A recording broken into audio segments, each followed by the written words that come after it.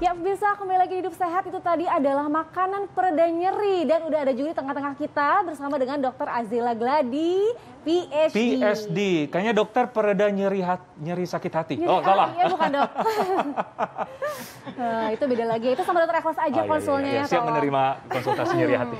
Oke, nah biasanya kan nyeri itu diatasi dengan painkiller ataupun obat-obat tertentu. Ya. Nah tapi ternyata bisa ada makanan-makanan yang katanya bisa meredakan nyeri. Gitu. Salah satunya ada di depan kita, cabai rawit.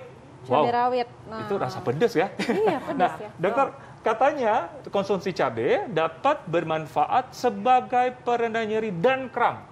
Fakta atau mitos, dokter? Itu mitos. Mitos ya. Mitos, iya. Kenapa, Dok? Jadi karena cabai ini atau yang biasanya dinamakan kapsikum ini mengandung yang namanya kapsikain.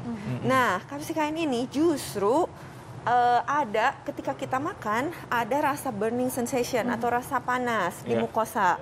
Nah, kalau misalnya kita makan secara terus-menerus akan meningkatkan sekresi asam lambung yang nantinya akan terjadi iritasi lambung justru. Namun ada di beberapa tempat memang ada kapsikain spray atau kapsikain topikal atau salep. Nah, untuk itu bisa digugakan untuk pereda rasa nyeri. Cuman tidak dapat menggantikan obat painkiller, iya. Nah, itu bisa meredakan nyeri karena kapsikain salep itu akan menghambat yang namanya substansi P. Nah, substansi P ini biasanya ada di serabut-serabut saraf. Oleh karena itu, substansi P ini karena dihambat nih, diblok, jadinya rasa nyerinya juga diblok juga. Oke. Oh, jadi kalau misalkan dari makanan justru tidak secara langsung ya, secara langsung. Mungkin kayak pengalihan kali mengalihkan dunia karena rasa pedes gitu. Bener, kalau misalnya lagi sakit nih, tapi ternyata pedes, jadi ya udah fokusnya sama ini. Dan enaknya makan yang pedes-pedes ya kalau lagi makan berkuah, campur pedas, wah nyerinya teralihkan. Teralihkan jadi ya. Enak. Oke. Baik, dokternya ada lagi dok, selain cabai. Selain cabai, apa dokter? Adalah Selain kopi. Di sini nggak ada kopi ya, tapi katanya kopi. Nah, si kandungan kafeinnya, ini katanya kopi mengandung kafein ya, yang dapat mengurangi rasa nyeri dan juga meningkatkan efek obat penghilang rasa sakit. Nah, ini fakta atau mitos dok? Ini mitos. Mitos juga ya. Sebenarnya bukan karena kopinya, tapi karena kafeinnya. Nah, kafein ini kan bukan hanya di kopi, tapi juga di teh, di coklat, minuman soda, itu pun mengandung kafein. Memang di dalam tubuh kita nih ada yang namanya adenosin dan ada yang namanya prostaglandin. Karena kalau kebanyakan adenosin dan sintesis prostaglandinnya meningkat, maka tubuh kita merasakan nyeri. Nah, efek kafein ini menghambat atau memblok adenosin dan menghambat sintesis prostaglandin sehingga dapat meredakan nyeri. Jadi bukan hanya di kopinya saja, tapi bisa di teh, bisa di coklat. Kalau minum coklat atau minum teh yang mengandung kafein, ini pun bisa sebenarnya meredakan. Dan kalau misalnya kita minum kopi, saya suka kopi nih, dokter suka apa? Coklat. Coklat.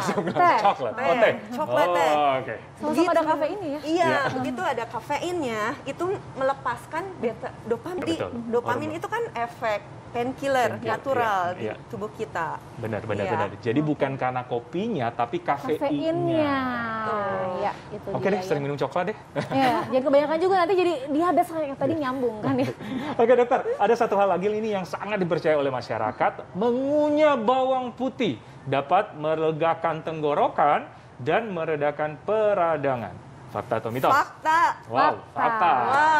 Iya. Tapi perlu dicatat. Jadi bawang putih ini mengandung yang namanya allium, aliase. Nah, kalau bawang putih utuh itu tidak keluar. Justru jadi harus dipotong atau ditumbuk atau dikunyah. Kalau dikunyah kan pecah ya.